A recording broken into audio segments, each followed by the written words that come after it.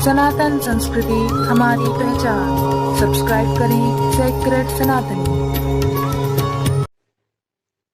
नमस्कार, मैं शालिनी आप सभी के समक्ष उपस्थित हूँ अपने YouTube चैनल सेक्रेड सनातनी पर, और मैं आप सभी का अपने YouTube चैनल पर स्वागत करती हूँ।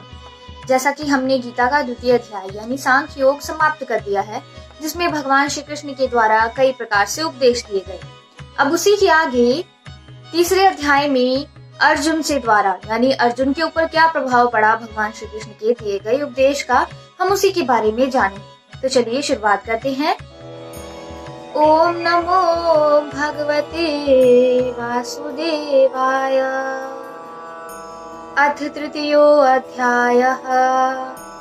अर्जुन उवाच जायसी चेत कर्मणस्ते मता बुद्धिर्जनार्दन तत्किं कर्मणि घोरे माम नियोजयसि केशव।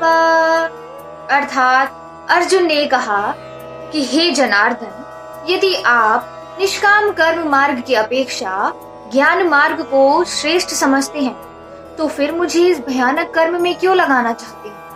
अर्जुन के कहने का तात्पर्य यह है कि जब भगवान श्री कृष्ण आप स्वयं निष्काम कर्म योग तथा ज्ञान मार्ग में अंतर जानते हैं, तब भी आप मुझे इस भयानक कर्म यानी इस युद्ध में लगाना चाहते हैं।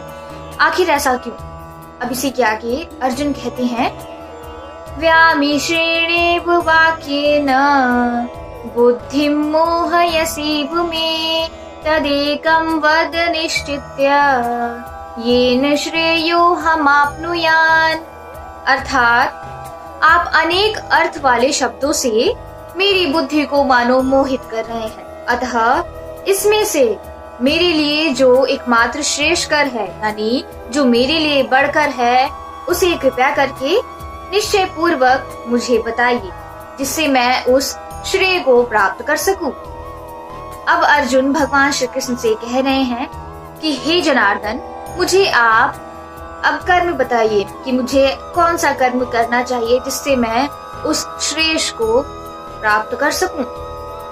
अब इसी के आगे भगवान श्री कृष्ण कहते हैं श्री भगवान उवाच लोके अस्मिन् द्विविधा निष्ठा पुरा प्रोक्ता मया नघ ज्ञान योगेन सांख्यानाम कर्म योगेन योगिनाम।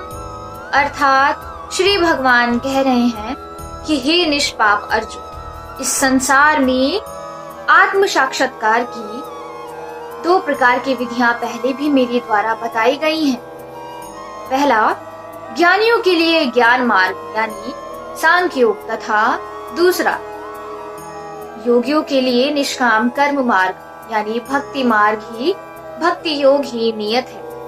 अब भगवान श्री कृष्ण आगे कहते हैं न कर्मणा मनारं भानैष्कर्म्यं पुरुषो शृणुते न च सन्नन्यसनादेव सिद्धिं समधिगच्छति।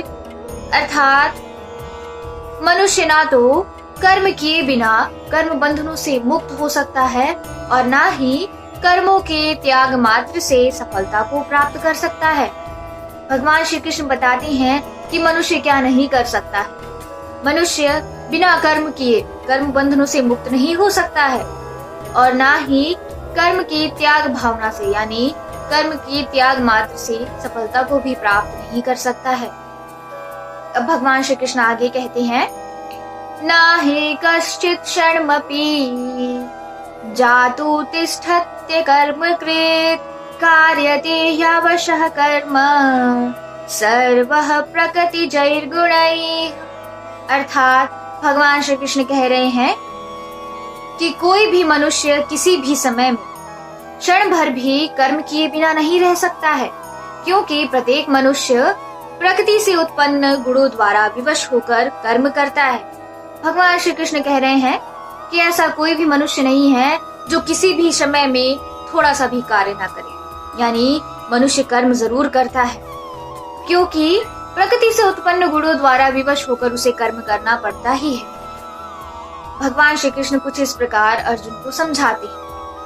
आशा करती हूँ आप सभी को आज की वीडियो से बहुत कुछ सीखने को मिला होगा। अगर आपने अभी तक मेरे YouTube चैनल को सब्सक्राइब नहीं किया है तो कृपया करके मेरे YouTube चैनल को सब्सक्राइब कर दीजिए और बेल आइकन को भी दबा दीजिए ताकि मेरी आने वाली नई वीडियोस का नोटिफिकेशन आप सभी के फोन तक पहुंच जाए। और अत्यधिक जानकारी के लिए आप हमारे इंस्टा, ट्विटर और फेसबुक के पेज को फॉलो कर सकते हैं। अगर आपने अभी तक गीता के प्रथम अध्याय तथा द्वितीय अध्याय की वीडियोस नहीं देखी हैं, तो इसका लिंक भी आपको इस वीडियो के डिस्क्रिप्शन बॉक्स में मिल जाएगा। तो जाइए देखिए उस उपदेश भरी वीडियो को। मिलेंगे अगली वीडियो में, तब तक के लिए नमस्कार।